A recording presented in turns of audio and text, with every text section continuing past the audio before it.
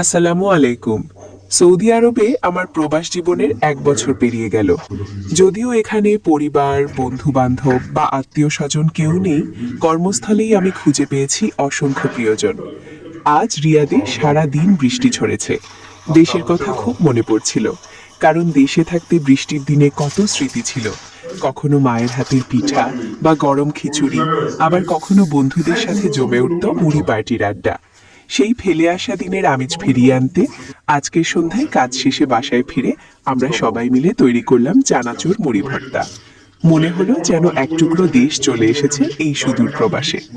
আলহামদুলিল্লাহ, এই আয়োজনটি ভীষণ মজাদার হয়েছিল এবং সবাই খুব আনন্দ নিয়ে তা উপভোগ করেছে। এই অসাধারণ মুহূর্তগুলো আর প্রাপ্তির জন্য মহান রবের দরবারে জানাই অশেষ শুকরিয়া। আর